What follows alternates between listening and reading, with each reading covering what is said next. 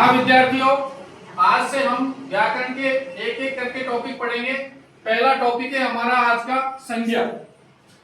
संज्ञा क्या होता है, इससे डरे नहीं।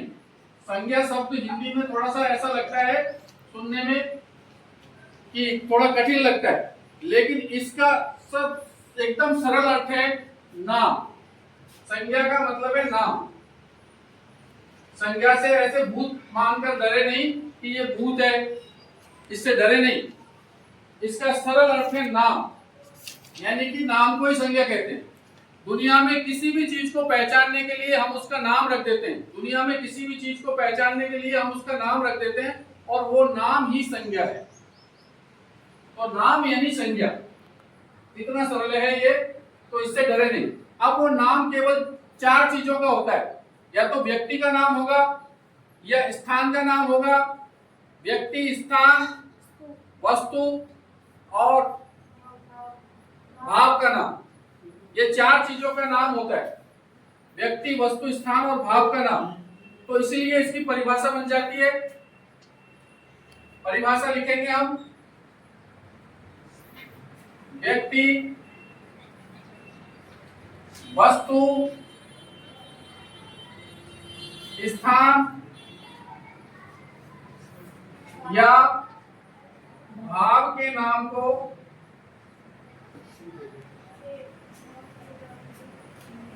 संज्ञा कहते हैं।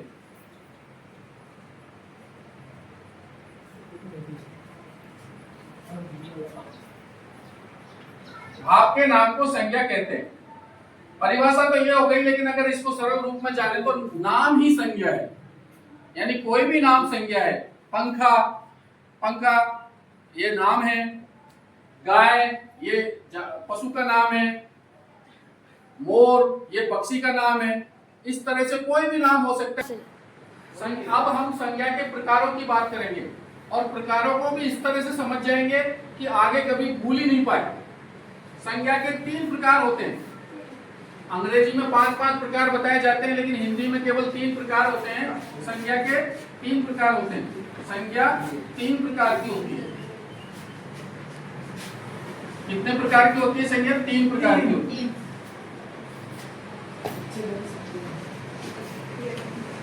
3 प्रकार की संज्ञा होती है। इनका नाम है व्यक्तिवाचक संज्ञा, व्यक्तिवाचक संज्ञा, दूसरी है जातिवाचक संज्ञा,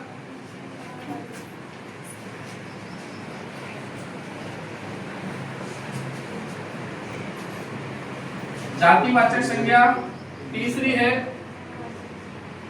भाववाचक संज्ञा।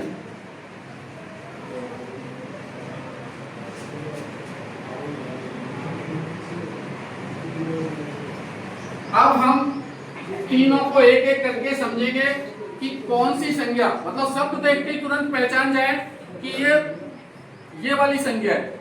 शब्द को देखते ही तुरंत पहचान जाए, ऐसी हमारी क्षमता उत्पन्न हो जानी चाहिए। तो पहले हम देखेंगे व्यक्तिवाचक संज्ञा। कौन सी देखेंगे? व्यक्तिवाचक संज्ञा।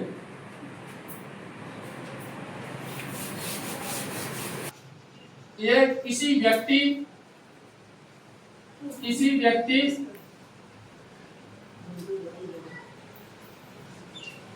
स्थान का नाम, किसी व्यक्ति, स्थान का नाम या ऐसा नाम जो दुनिया में केवल एक ही है, व्यक्तिवाचक संज्ञा कहलाता है। व्यक्तिवाचक संज्ञा कहलाता है। यानी कि ऐसा नाम जो किसी व्यक्ति का है, जैसे रमेश, गणेश, सुरेश, दिनेश, स्थान का है, जैसे जयपुर, अजमेर, केकड़ी, है ना। और इसके अलावा ऐसा कोई नाम जो केवल दुनिया में एक ही है, जैसे सूर्य एक ही है, चंद्रमा एक ही है, पृथ्वी एक ही है। तो ये सारे के सारे नाम व्यक्तिवाचक संज्ञा के अंतर्गत आएंगे। तो कौन कौन से हो गए? जैसे रमेश, जैसे रमेश,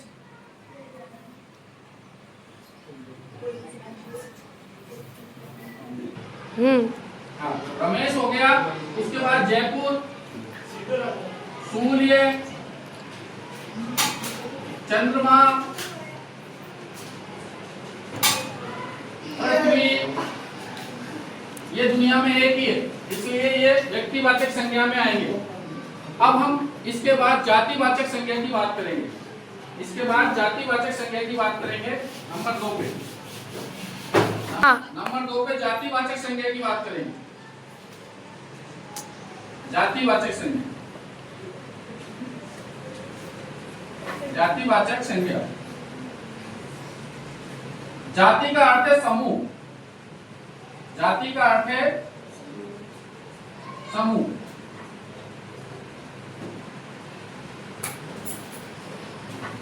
अर्थात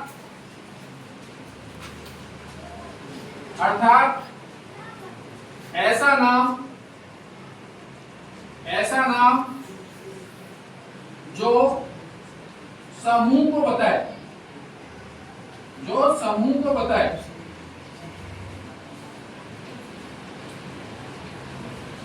उसे जातिवाचक संज्ञा कहते हैं, उसे जातिवाचक संज्ञा कहते हैं,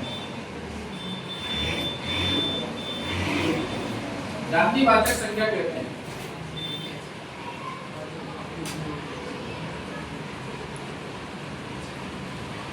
जैसे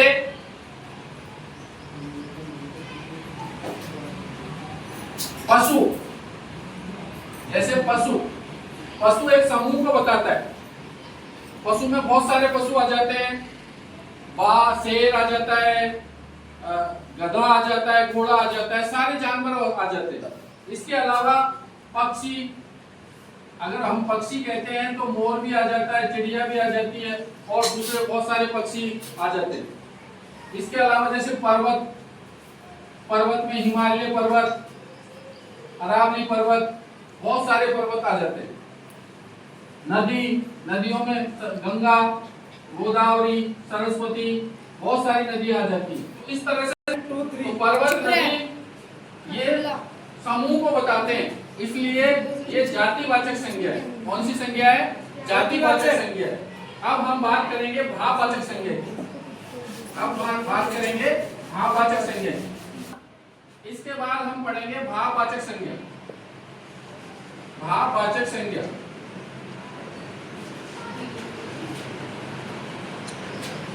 देखिए भाववाचक संज्ञा को समझने के लिए हमें भाव समझना जरूरी है कि भाव क्या होता है। तो भाव होता है जिसको हम देख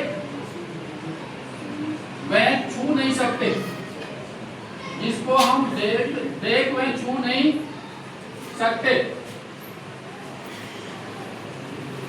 देख व छू नहीं सकते,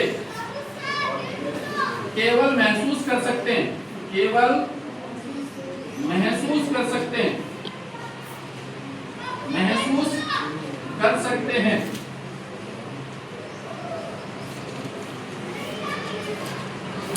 उसे भाव कहते हैं।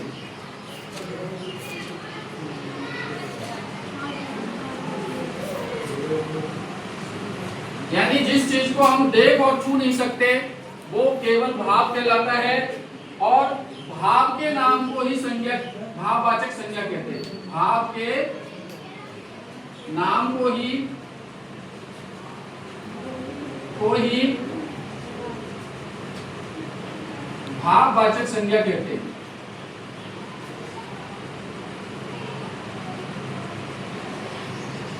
भाववाचक संज्ञा कहते हैं। अब भाव जैसे कि ईमानदारी, जैसे ईमानदारी, अब ईमानदारी को कोई किसी से कहे कि पकड़ के लाओ तो कैसे पकड़ के लाएगा, वो नहीं ले पाएगा। ईमानदारी केवल महसूस की जाती है। जैसे ईमानदारी को हम पकड़ के नहीं ला सकते, छू नहीं सकते, देख नहीं सकते, लेकिन महसूस कर सकते हैं। तो ये भाव हो गया, और भाव का नाम होने की वजह से ये भाववाचक संज्ञा हो गई। ईमानदारी के अलावा बुढ़ापा, बूढ़े आदमी को हम पकड़ के तो ला सकते हैं, लेकिन बुढ़ापे को पकड़ के नहीं ला सकते, इसलिए ये भी भाववाचक संज्ञा हो गई।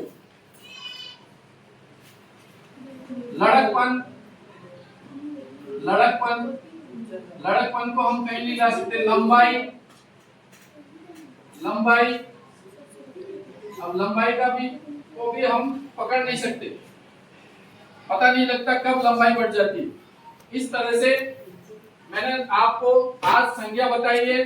संज्ञा में मैंने आपको समझाया है कि संज्ञा का मतलब सरल रूप में केवल नाम होता है, नाम का मतलब ही संज्ञा होता है। और ये नाम 3 प्रकार के होते हैं। एक व्यक्तिवाचक संज्ञा, व्यक्तिवाचक संज्ञा में किसी स्थान का नाम, व्यक्ति का नाम, और ऐसा नाम जो केवल दुनिया में एक ही है, वो सारे के सारे नाम व्यक्तिवाचक संज्ञा के अंतर्गत आ जाते हैं। जातिवाचक में समूह का नाम आता है, यानी कि जैसे पक्षी एक समूह को बताता है। इसके अलावा भाववाचक में ऐसा नाम आता है जो कभी हम देख नहीं सकते, जिसको छू नहीं सकते, केवल महसूस कर सकते हैं। ऐसे नाम को हम भाववाचक संज्ञा के अंतर्गत लेते हैं। इस तरह से तीनों संज्ञाएं मैंने सरल रूप में आपको बता दी है। मैं मानता हूं आपको अच्छी तरह से समझ में आ गया होगा, और अगर समझ में आ गया तो मेरे इस चैनल को आप सब्सक्राइब करें, लाइक करें और बेल आइकन भी दबाएं।